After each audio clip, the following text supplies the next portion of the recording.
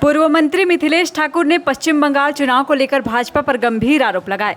उन्होंने कहा कि जनता की जनमत का सम्मान करते हुए वे नई सरकार को बधाई देते हैं, लेकिन जिस तरह एक देश दूसरे देश पर हमला करने के लिए सेना भेजता है, उसी तरह का माहौल बंगाल चुनाव में बनाया गया।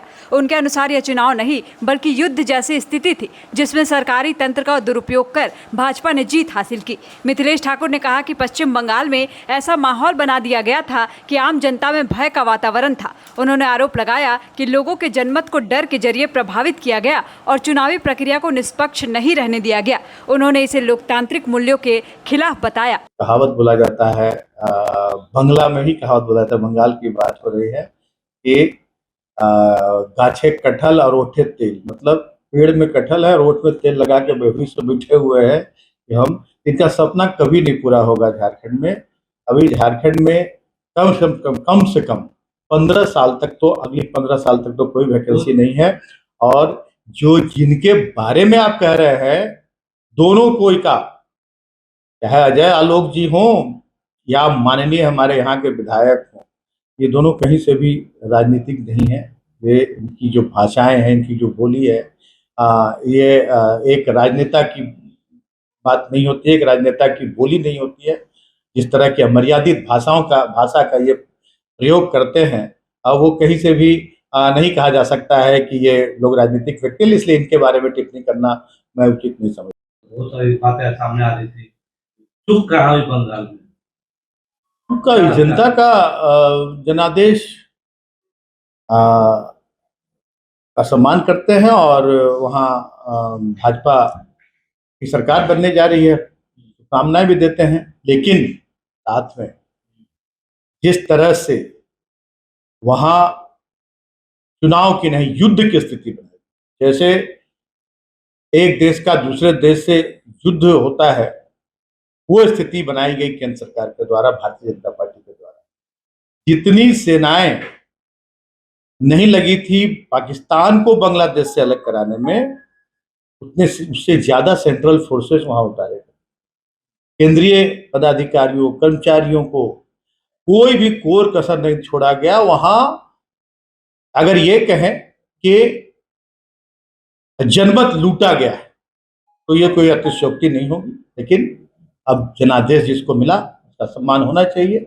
लेकिन ये लोकतंत्र के लिए कहीं से उचित नहीं है। लोकतंत्र में इस तरह से तानाशाही रवैया अपनाकर और किसी राज्य की सत्ता लूटना, ये मुझे नहीं लगता कि दुनिया के सबसे बड़ा लोकतांत्रिक देश हमारा, और जो वहाँ माहौल बनाया गया, इस तरह से वहाँ लोगों में एक भय का माहौल उत्पन्न कराया गया। इसलिए लोकतंत्र में तो जिनका बहुमत होता है उनकी सत्ता होती है। भारतीय जनता पार्टी के हाथों में सत्ता आई है, तो मैं शुभकामनाएं देता हूं और बधाई भी देता हूं कि वहाँ के लोगों का हितों अधिकारों की रक्षा हो, और जो जो वादे भारतीय जनता पार्टी के लोगों ने वहाँ की जनता से किए हैं, उन सारे वादों को पूरा करें।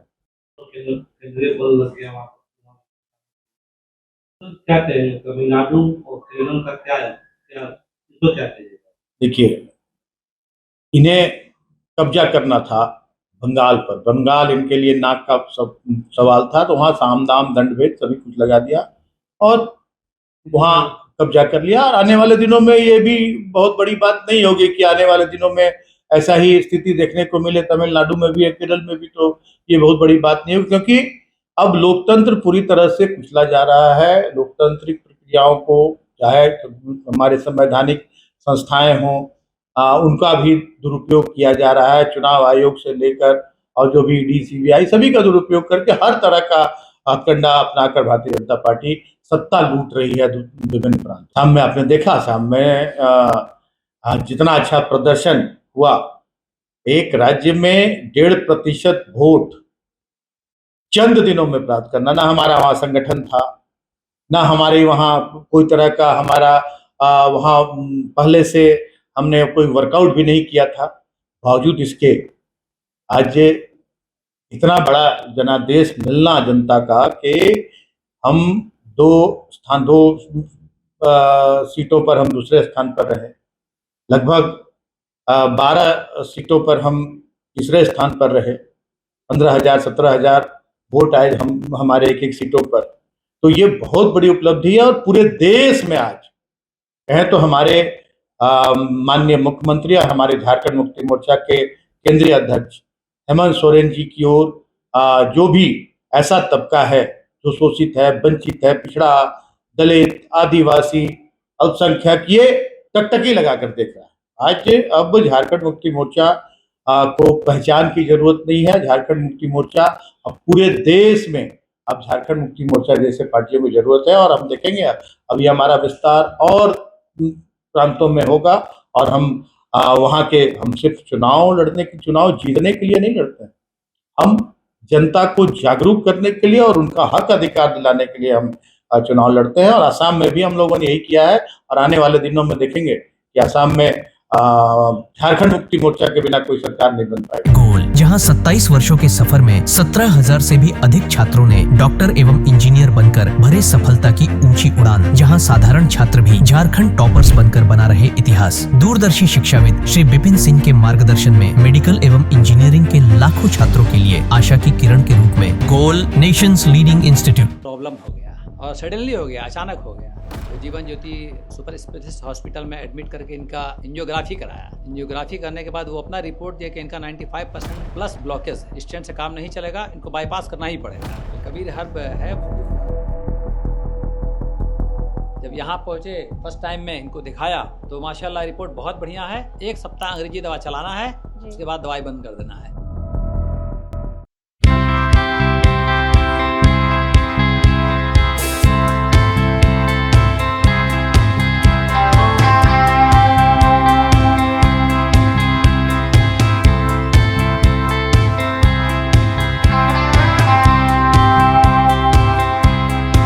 सरकारी परीक्षा की तैयारी का सबसे भरोसेमंद नाम NIBM।